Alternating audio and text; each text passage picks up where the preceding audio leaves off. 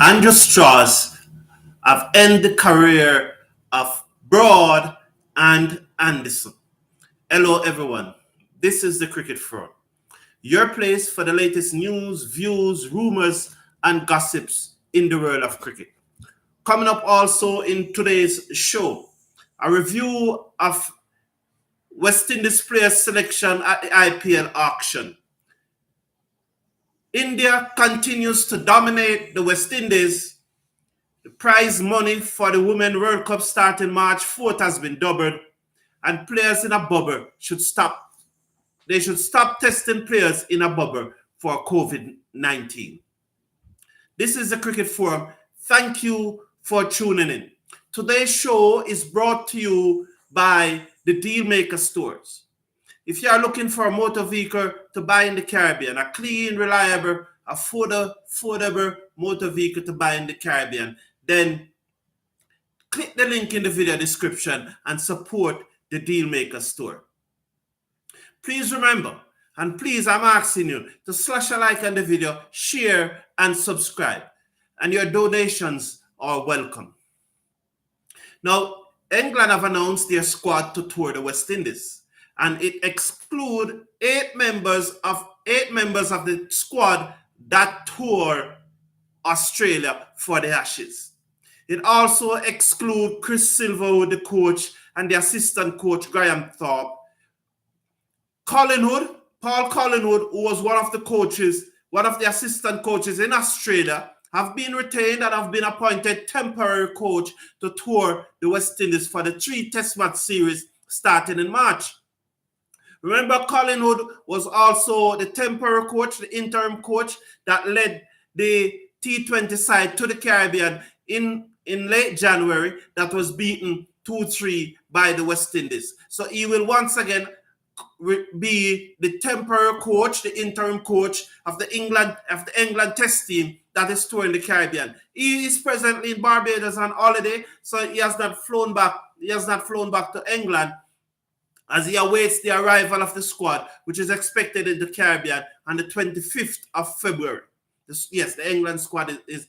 But of those 8 players that have been absent, the 2 that have set in tongue wagging is Stuart Broad and James Anderson. Stuart Broad and James Anderson. It must be recalled that Ashley Giles, the managing director of Cricket England, the former managing director of England Cricket, was fired by Tom Harrison after the Ashes tour. Also, the ECB chairman, Ian Watmore, the former ECB chairman, Ian Watmore, he also resigned last year. So right now, the ECB, the England and Wales Cricket Board, is in a mess. They are in a mess, but they are trying to manage. So Tom Harrison, after a board meeting, Strauss, remember Strauss, the opening batsman, the former opening batsman, what's his first name again? What is Strauss' first name again? Andrew Strauss. Andrew Strauss, the former England captain and opening batsman, who was the last England captain to win the Ashes in Australia, has been appointed interim director. Now, in 2015, Strauss was appointed a director.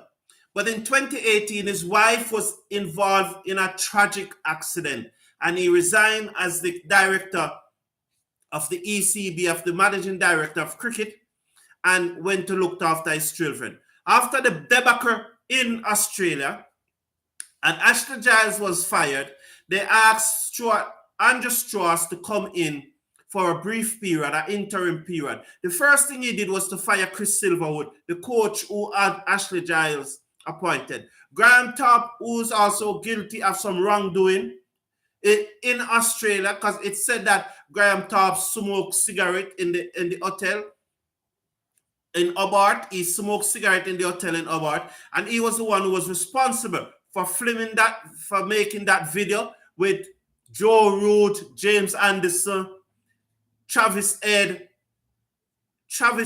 Carey, Travis Ed Carey and Nathan Lyons.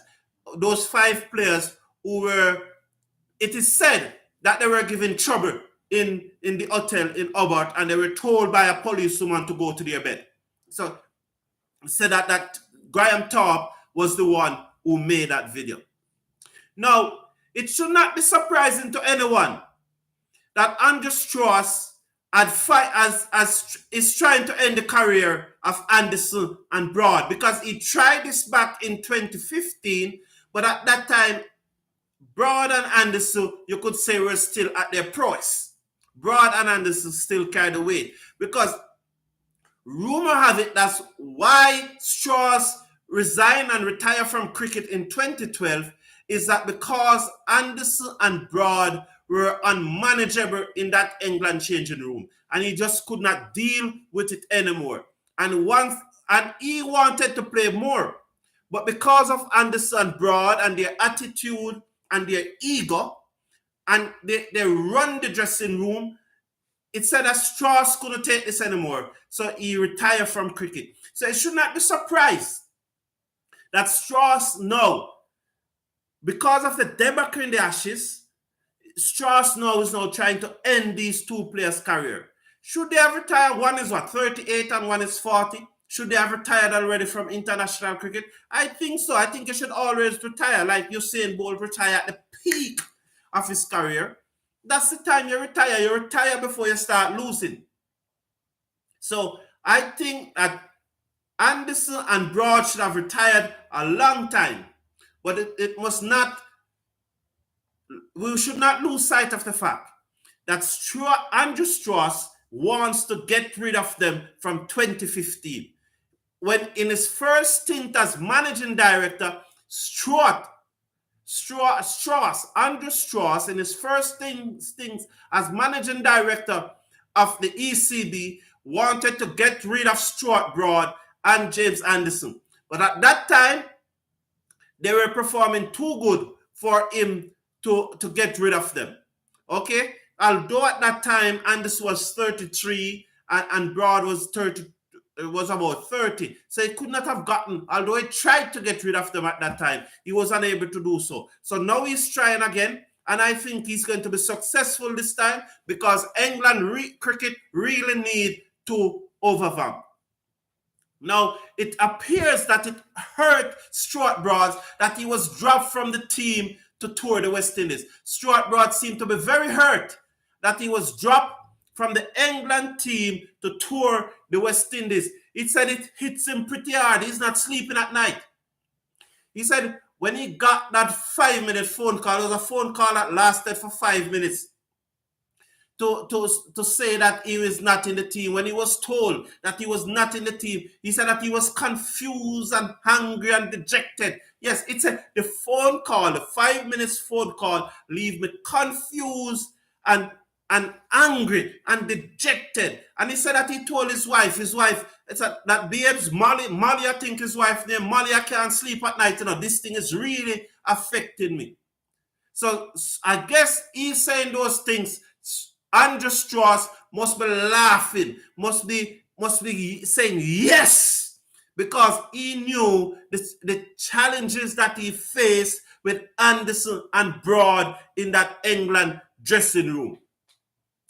However, Broad had said that he's going to play county cricket and try to get back his game, which is very noble of him. You have to give him credit for that. He said that he's going to play county cricket and he's going to try and get back his England game and focus on the home series coming up against New Zealand. I think the first match is on the 12th.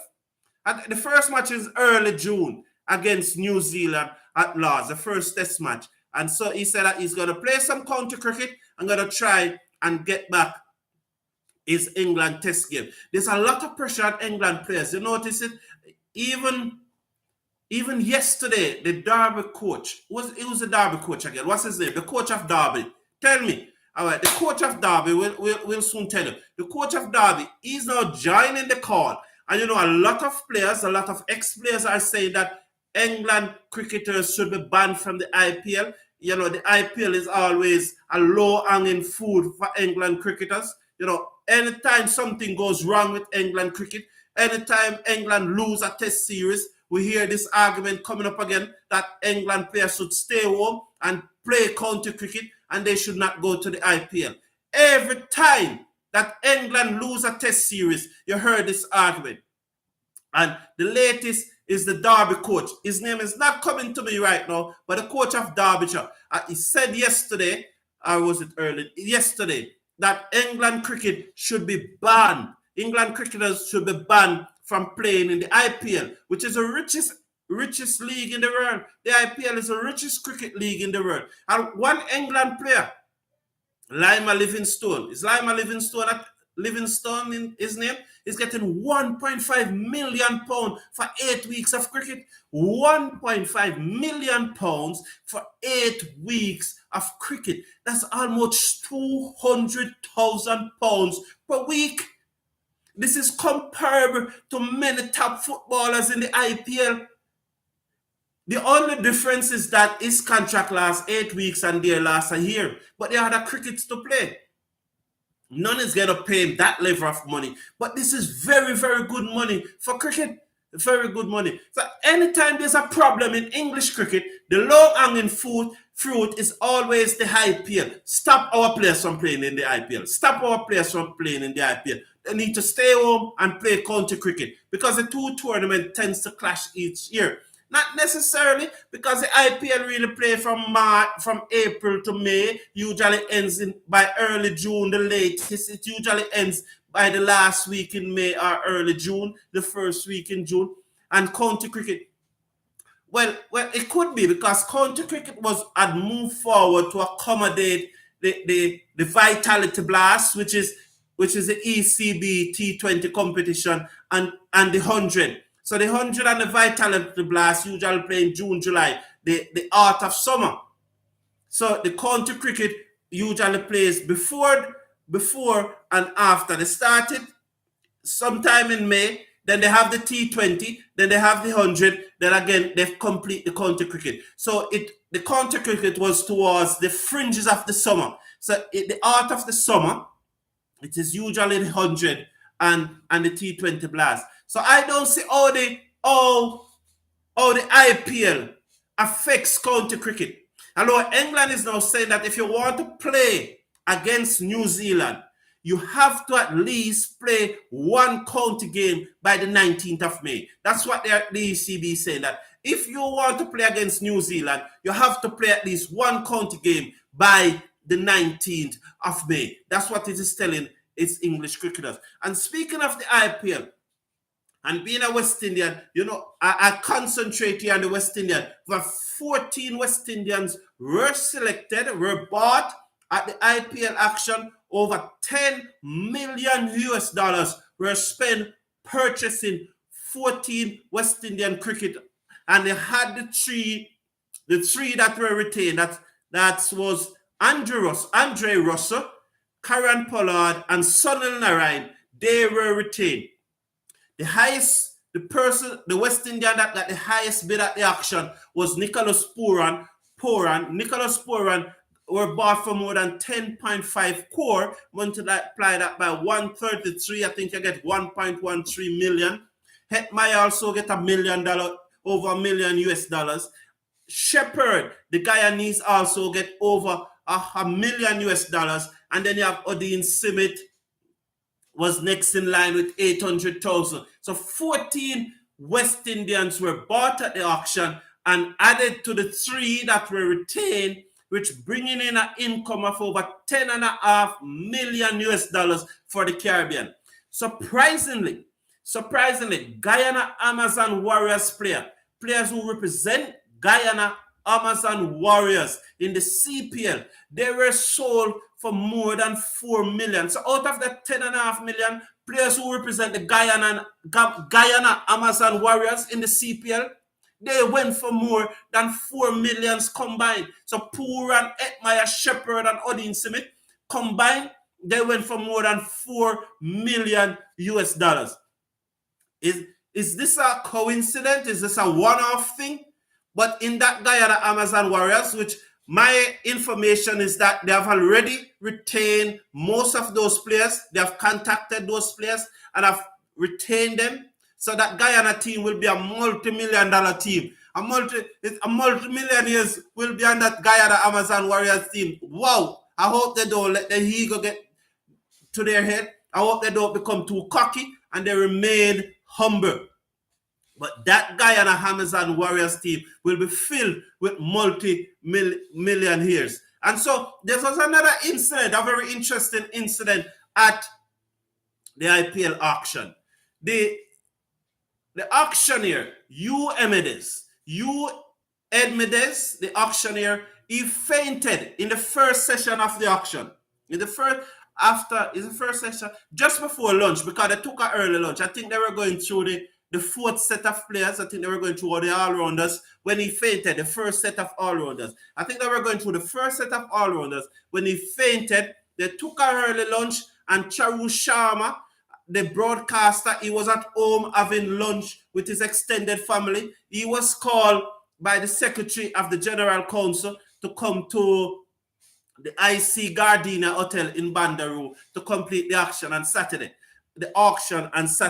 By Sunday afternoon, by the last session of the auction, Hugh Edmeades was back there and he completed the last session. So thank God Hugh Edmeades is well. It said that the reason why he collapsed was that is a low blood pressure.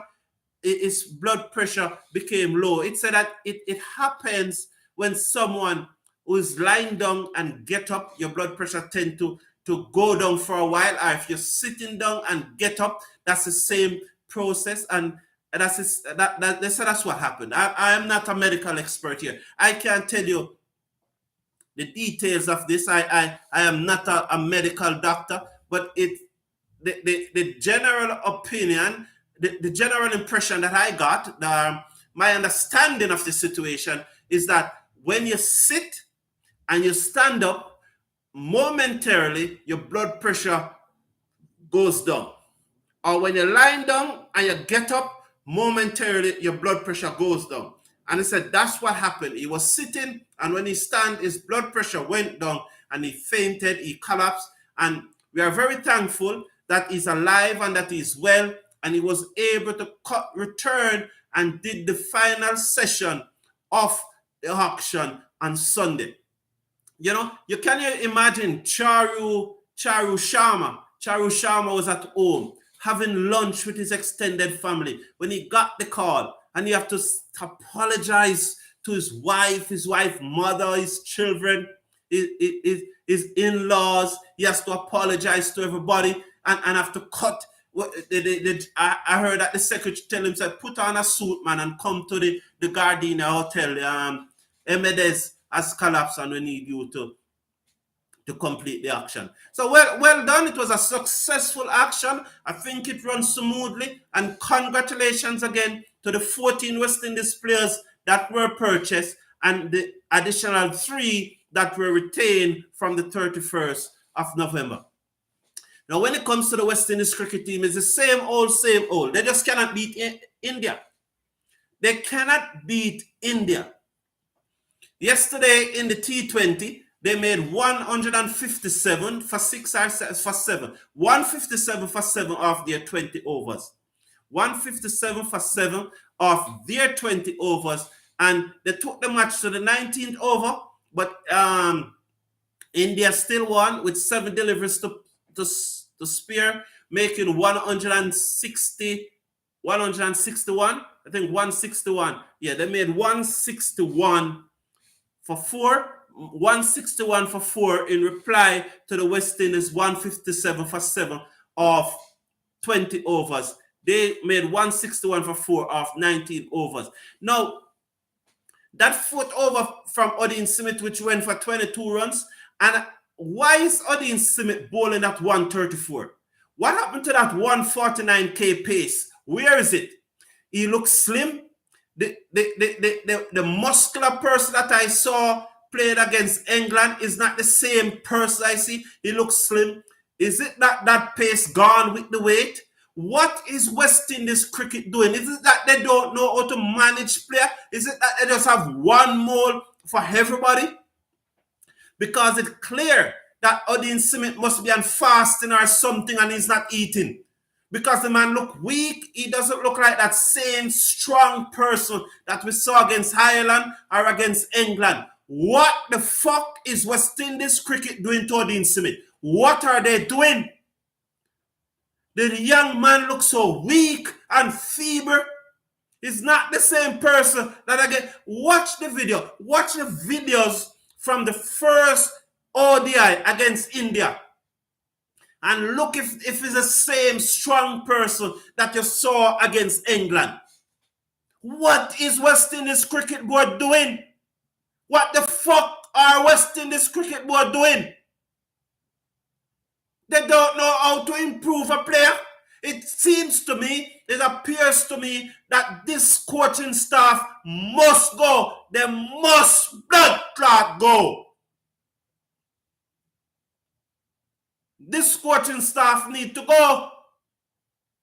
What are they doing? They must go. It's time for them to go. This coaching staff need to go. They are destroying the players. Every player is regressing under this coaching staff. They don't know what they're doing. It's time for them to go. The young man was bowling 149. He was bowling above 140 consistently. He was even bowling as fast as 149. And now this coaching staff, the young man hardly can bowl above 134. What's going on? Where's the improvement?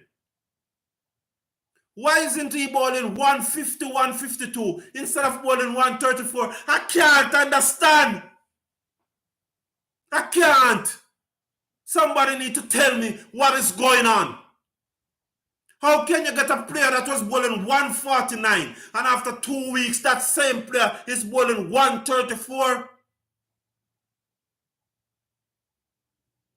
I can't. Yesterday in the match, you lost 7 wickets and yet still there's a lot of power left on the bench. Hallin did not bat, Shepherd did not bat, and you made only 157 from the 20 over. What's going on? What's the strategy? What is going on? It's time for Simmons and Pollard and his whole staff, the manager. I saw Dr. Asherman Singh there on the bench. Every minute he's trying to find the camera. Anytime the camera turns to West Indies bench, you see Dr. Mansingh positioning himself to make sure. That's what he's there for, photo op. How can you have a player? A doctor is there, and to my mind, the players is being starved. That's my mind. Because there's no way somebody could lose so much weight and so weak unless he's sick. And if he's sick, he should not be playing. What is happening to Dean Smith? What is happening? Why he's so slim? Why he looks so weak? Why he's bowling 134? What is happening? Now, one better news. I think I use a swear word some place in that clip, so let me apologize. I apologize for using that swear word, but West Indies cricket is really pissing me off. How can you get a player who was bowling at 149 2 weeks ago, and now he's bowling at 134? He looks slim, he looks weak, his pants are drop off of him. What's wrong? There's a doctor on the team. What's wrong? What's wrong? Now, there's some good news about women cricket. As you know, the Women ICC World Cup starts on March 4th in New Zealand, and the prize money for the championship has gone up to 3.5 million US dollars. So the overall prize money for the championship is 3.5 million US dollars, with the winner getting $1,320,000, which double. Yes, it doubles what 660. Yeah, I think the last Women World Cup, the winner gets 660,000 US dollars. So this is a 100% increase on the prize money for the last Women World Cup, ODI World Cup. So congratulations to the ICC, and I hope this will benefit women cricket a lot. And I hope that more women will now become interested in cricket, because the prize money for winning this year Women World Cup in New Zealand, the winner will get 1,320,000, with second place getting 600,000. That's 60,000 less than what the last winner got 4 years ago in 2018. So that's, and the third and fourth place, the losing semi-finalists, each one of them will get $300,000. For winning a match in the first round, you will get $25,000. So each team, once you win a match in the first round, you will get $25,000. So if you win 2 matches, you get $50,000. So it goes up, right? 3 matches, $75,000. So for each win, for every win in the first round, you get $25,000. The losing semi-finalists, each of them will get $300,000. The second place team, which is the losing finalist, the second place team, will get $600,000. And the winner of the tournament will get $1,320,000. And the total prize money for this year Women ODI World Cup in New Zealand, starting on March 4th, the total prize money is a 75% increase on the 2018 figure, and it now moves to $3.5 million. As you know that it was $2 million, the prize money at the 2018 World Cup was $2 million. This year, it is $3.5 million. Congratulations to the ICC, and well done. Well done. And I wish the women well, and I hope the West Indies team will win this. That will be very added to that 10.5 million coming from the IPL, and another 1 million if the women team win, plus those $25,000 for each match they would have won in the first round. So that's good money coming in from cricket. Cricket is the highest paying team sport in the region. It's the highest paying team sport in the region. Cricket should be played in the Caribbean more than any other sport, We should be pushing cricket in the Caribbean more than any other sport.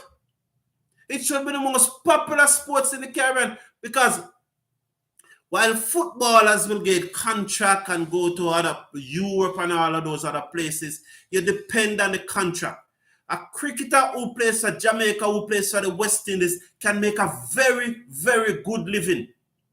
A footballer who's playing for Jamaica can't make a good living from just playing for Jamaica. But you can make a good living from playing for the West Indies.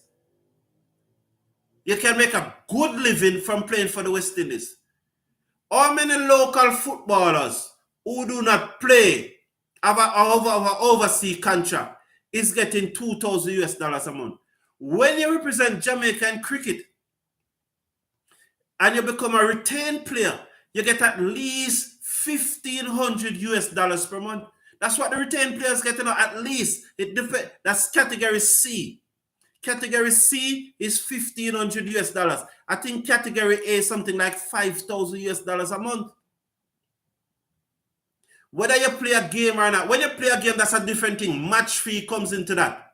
You get every time you play for Jamaica, you get match fee. But without playing a game every month, there are players in Jamaica who represent their national team, don't have any contract anywhere else, who are earning $2,000 every month.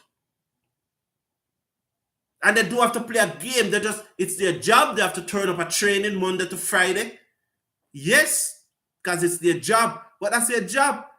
But they don't have to play a game. When they play a game, they get match fee. Which other sport in Jamaica offers that? Come on, school principals. Come on, organizers. Come on, Minister of Sports. We need to start pushing cricket some more. And so the Women World Cup have increased their prize money to $3.5 million, which is a 75% increase, with a 100% increase for the winner, getting $1,320,000.